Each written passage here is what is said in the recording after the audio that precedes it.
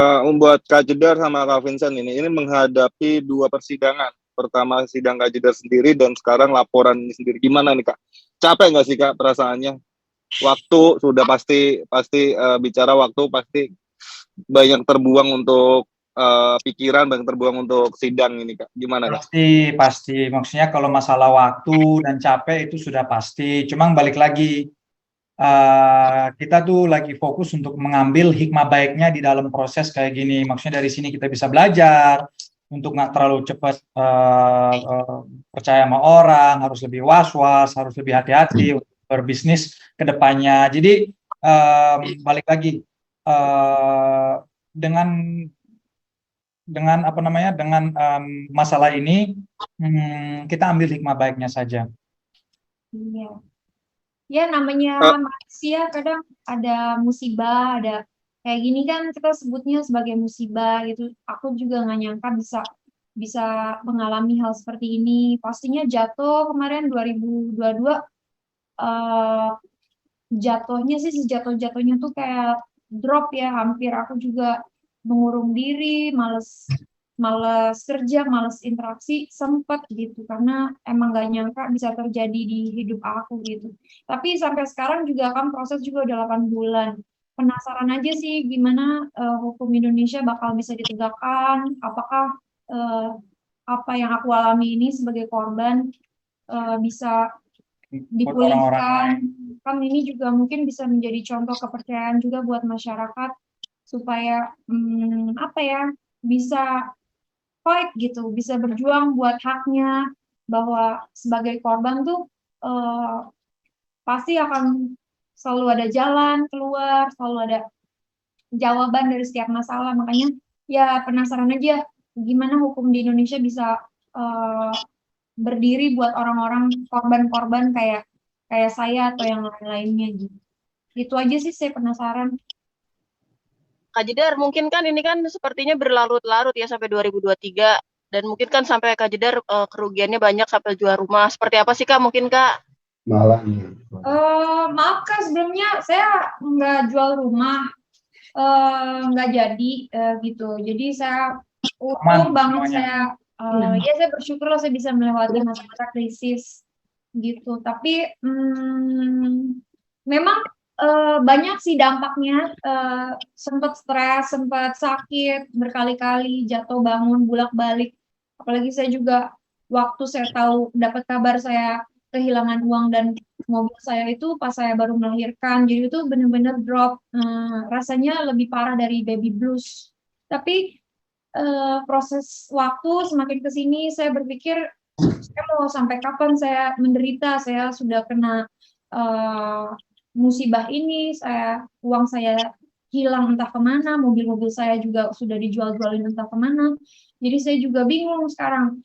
Saya udah jatuh ketimpa tangga, masa saya masih mau terus di bawah. Jadi saya pikir 2023 saya maunya move on, ya berusaha untuk mengikhlaskan, tapi saya tetap berjuang buat hukum di Indonesia supaya bisa berdiri tegak. Apalagi saya public figure, dikenal banyak orang, masalah ini juga udah diketahui banyak orang, jadi jangan sampai ngambang gitu aja. Itu kan menghilangkan kepercayaan masyarakat terhadap hukum Indonesia. Saya juga nggak mau.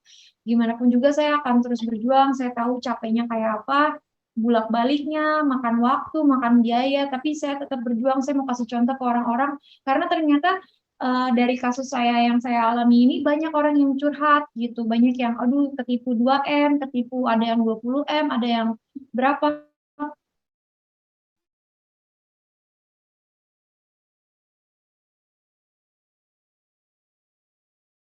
Tapi mereka malas lapor polisi buat mengembalikan kepercayaan lagi. Untuk Kak Jedar sama Bang Vincent nih, kan tadi sempat bilang 2002 itu jatuh-jatuhnya banget tuh. Sampai ketipu berapa M. Apa sih pelajaran apa atau hikmah apa yang didapat dari kejadian ini gitu?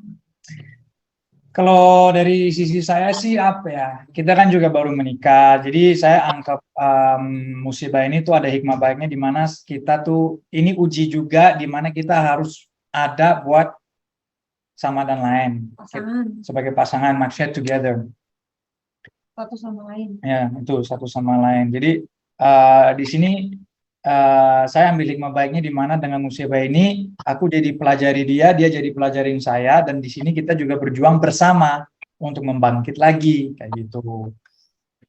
Berarti Kak secara tidak langsung di musibah ini sendiri ada hikmah, akhirnya kalian sendiri bisa menjadi pasangan yang saling apa ya? Berarti saling support gitu ya Kak?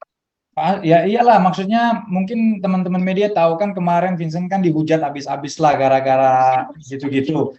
Bukan, maksudnya kayak gitu-gitu kan, dari situ kan kita bisa belajar di mana dia ada di sisi saya ada di sisi dia, dan itu sudah cukup. Jadi sama-sama berjuang, mau ada badai apapun yang mau datang, kita tetap tegak lurus dan ada di samping sebelah-sebelahan.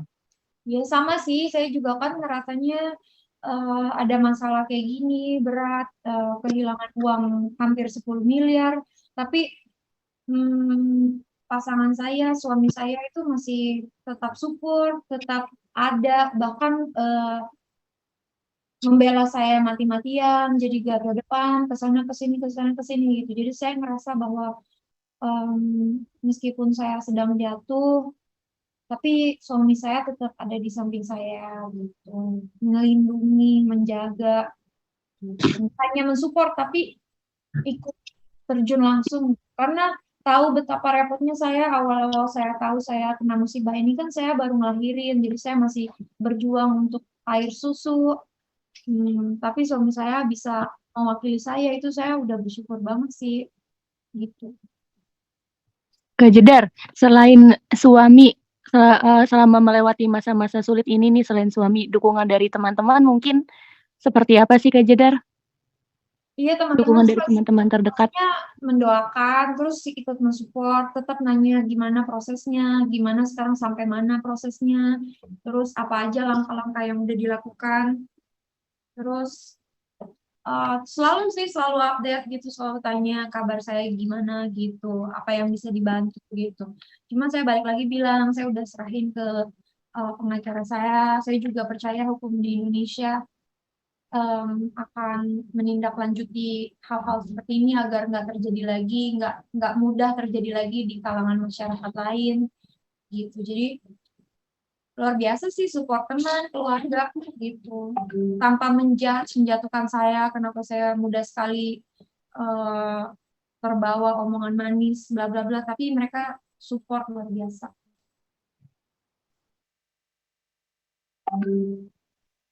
Teman-teman ada yang tanyakan lagi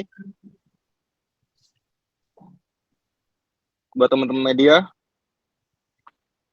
Ya, oke Kak, terakhir Kak mungkin untuk Kak Jedar sama Kak Vincent mungkin di tahun 2023 ini harapannya apa sih Kak?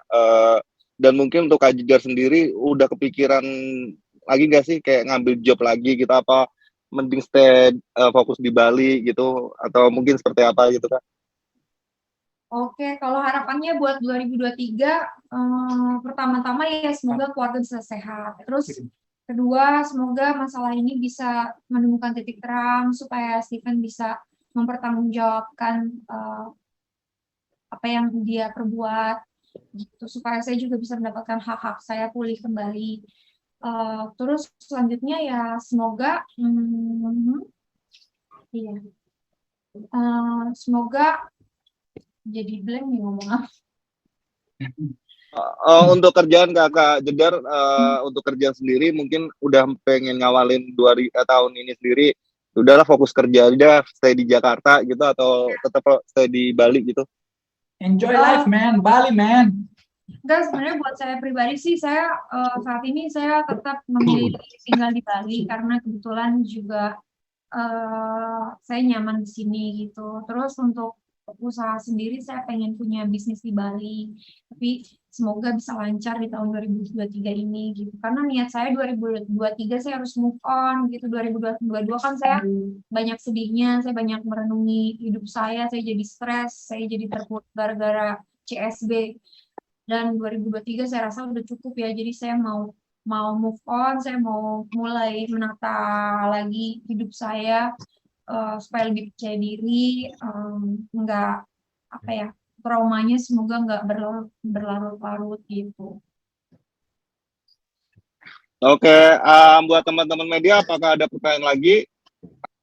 Pastinya berdoa sama Tuhan. Selalu berdoa sih saya kalau misalnya saya keingetan saya pasti nangis gitu. Ya udah sekalian saya berdoa.